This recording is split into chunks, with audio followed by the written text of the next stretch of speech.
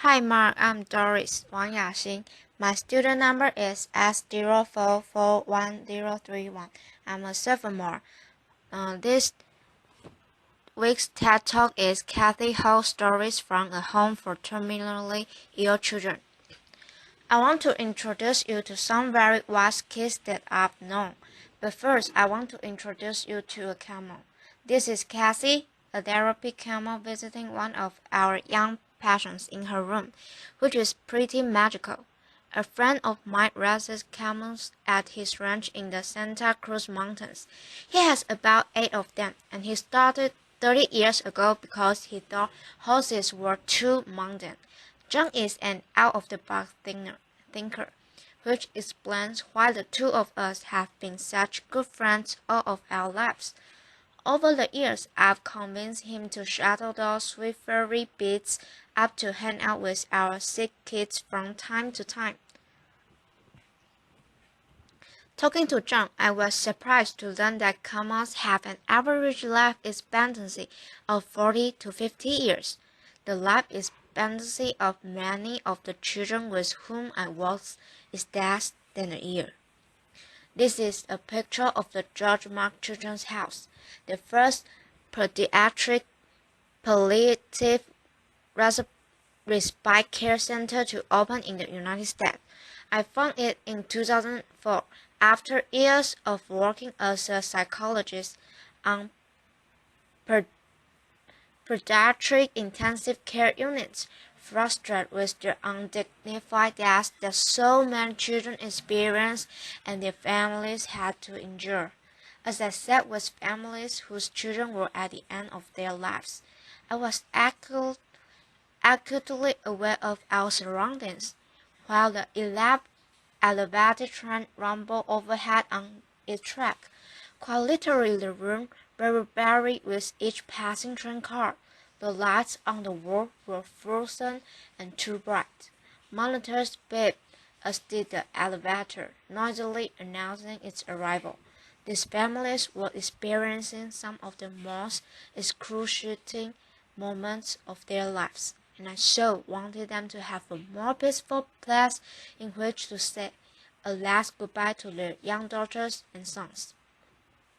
Surely, I thought there must be a better spot than a hospital intensive care unit for children at the end of their lives. Our children's house is calm and nurturing. It's a place where families can stay together to enjoy quality time with their children, many of whom are there for respite stays, some with repeat visits over a span of many years. We call those kids our frequent flyers rather than the bright, noisy quarters of the hospital. Their rooms are calm and comfortable, with actual living space for the families, a sanctuary of gardens, and a wonderful outdoor playground with special structures for children with physical limitations. This sweet baby Lars came to us directly from the hospital intensive care unit. Imagine hearing the heartbreaking news that none of us would ever want to hear. His parents had been told that Lars had a brain anomaly that would keep him from ever swallowing, walking, talking, or developing mentally.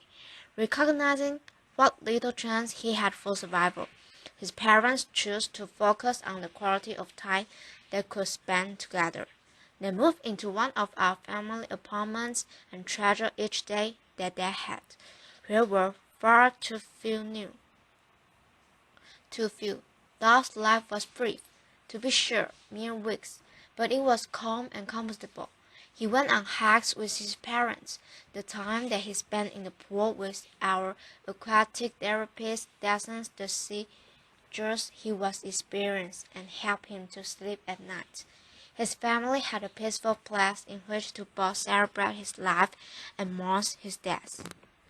It has been 5 years since Lars was with us, and in that time his family has welcomed a daughter and another son.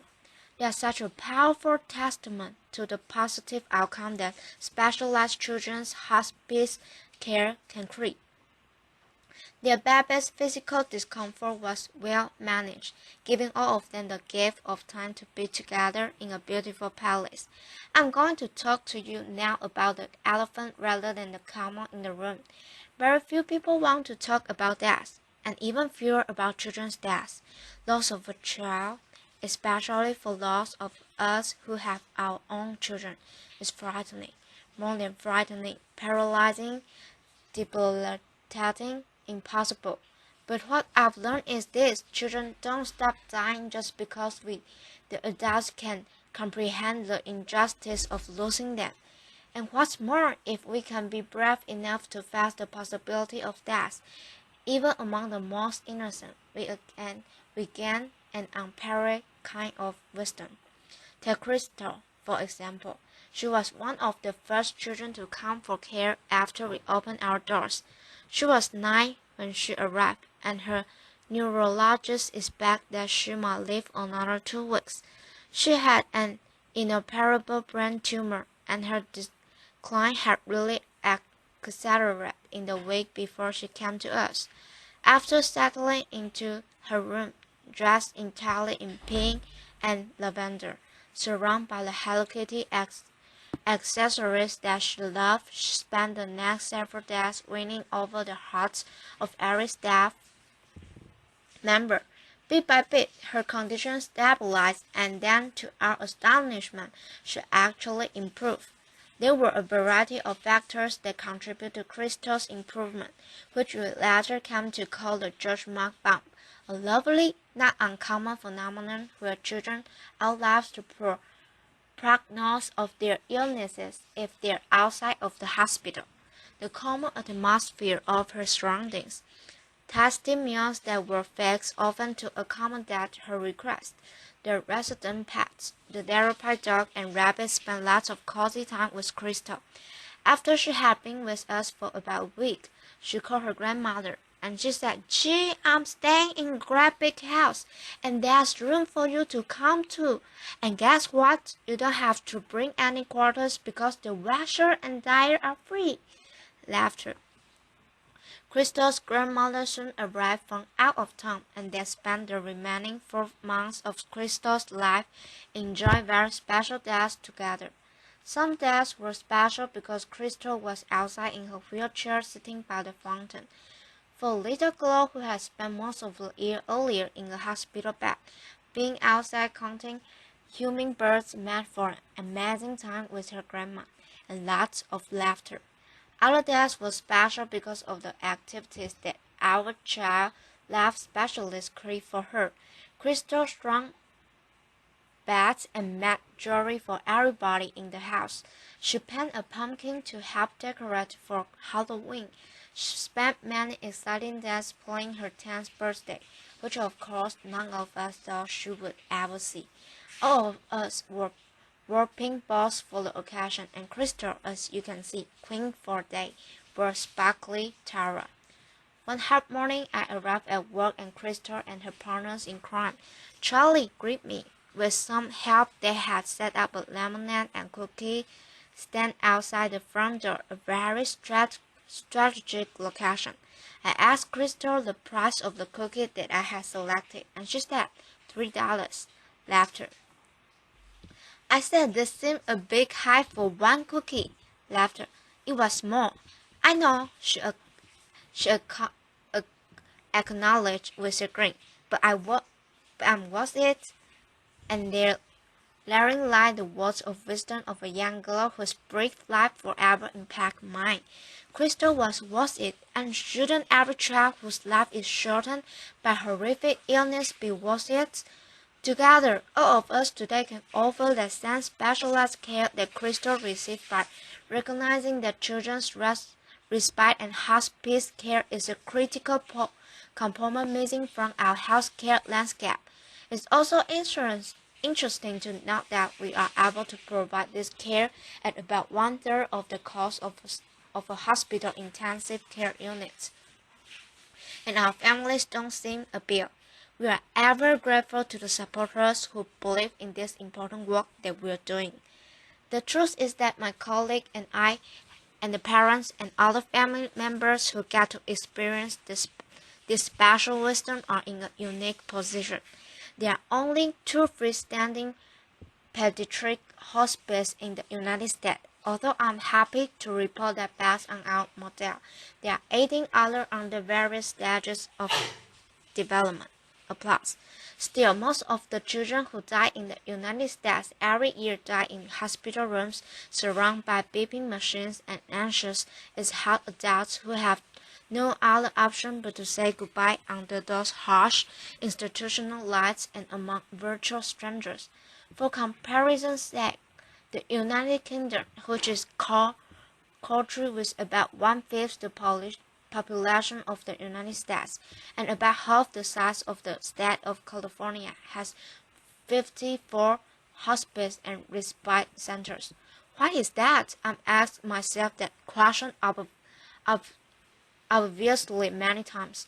My best guess is that Americans, with our positive can-do attitude, hold the expectation that our medical care system will fix it, even though it may be a childhood illness for which there is no cure. We go to extraordinary measures to keep children alive when in fact the greatest kindness that we might give them would be the peaceful, pain-free end of life. The transition from cure to care remains a challenging one for many hospital physicians whose training has really been about saving lives, not about gently guiding the patient to the end of life. The death of a sweet baby for whom we care at the end of her life certainly captured this dichotomy when he reflects that there are a lot of people to help you bring an infant into the world, but very few to help you usher a baby out. So what is the magic ingredient at Judge Mark? The complex medical diagnosis that bring our young patients to us mean that their lives have often been restricted. Some to a hospital bed for long periods of time, others to wheelchairs, still others to intense courses of chemotherapy or rehab. We make a practice of ignoring those limitations. Our default answer is yes, and our default question is why not? That's why we took a young boy who wasn't going to live for another basketball season to Game 5 of the World Series.